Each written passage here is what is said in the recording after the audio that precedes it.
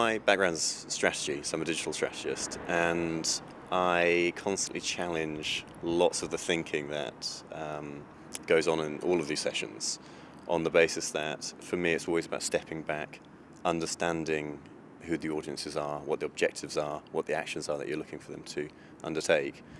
And once you have that grounding, then to deploy a strategy from that. And I think often it's very difficult when you're diving into sessions to actually understand the purpose of the campaign, for example.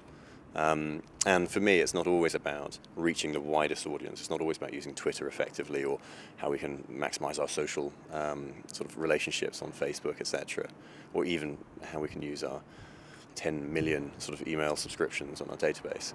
Sometimes actually for a campaign it's about reaching a very small audience but getting a very deep relationship with them and then sustaining that relationship over a long period of time, so that depth of engagement. So I feel like I'm often sort of challenging the original thinking for something, because it's very nice sometimes getting reaching a huge global audience, but sometimes it's just not relevant. We often recommend to people you should run usability tests. We'd like to help you out with split A/B tests to figure out which design, layout and copywriting imagery is best for your campaign. No one wants to do it. Why is this? Because we've seen massive increases in the number of people taking part in the campaign after we run testing and we make changes as a result. And we don't understand why there's this focus on getting the latest technology, the snazziest features, the new thing that everyone's talking about, when simply running a test can increase your campaign participation so much.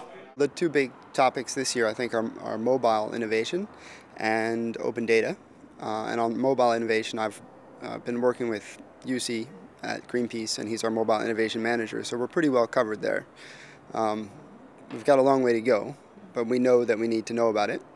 Open data is something that I never really thought about until recently. I started seeing a few things on the Guardian data blog, and it wasn't until on the ECF list someone said, hey, open data should be a big topic this year, that it occurred to me that I might be missing out on something and some opportunities for Greenpeace. We're doing contact with supporters through mobile, so we're doing text to donate and so forth. We're probably on the verge of looking at properly developing mobile sites. So we've certainly noticed an increase in access to our digital content via mobiles, and again, I think the groups that we were in yesterday, a lot of other organisations are noticing that as well. So I think it's very important to actually grasp the nettle now and do something about it, actually make sure that we have mobile-friendly sites to offer people. And also work out which bits of the site are the ones that need to be offered. So making sure it's key areas and key actions and so forth are the ones that are very easy to get to on mobiles and you don't have to take a lot of time. But how you do that, there are different ways. People are talking about doing apps to do that, but it could just be that you have a mobile-friendly site. You don't necessarily need to do it through an app.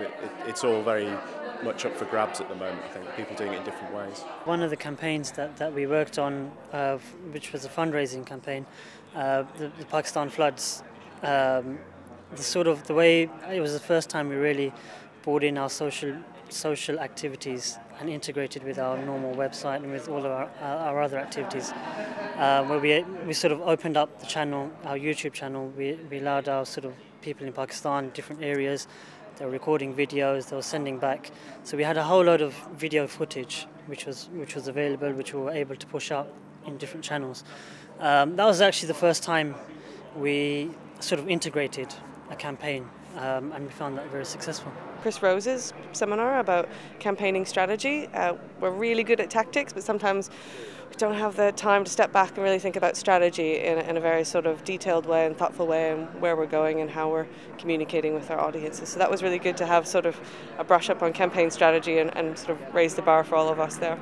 Being part of the change.org session about putting up a campaign together, which was just felt as a real good buzz around the room, and we all contributed something to it, and it was great to see Weldon and Zachary put that together, and I'm looking forward to how it's going to pan out across the rest of the day and the following weeks. We've just been having a discussion about the ECF list, so obviously that's kind of where all this started. I think the idea of a network that shares via email, and we've just been discussing about how we could possibly improve that, so it's not just about an email list and discussions, but actually that those discussions might form part of a bigger blog site, or a chance to actually benchmark some areas of expertise within the sector, because there's definitely a gap there within the charities that, with digital especially, there's an awful lot of money flying around and not much knowledge about how to spend it. So I think ECF is really useful, and FairSay from that perspective, to be able to benchmark those types of issues for the sector, so that we can get a much better handle on how to spend our money wisely and put it into the right areas.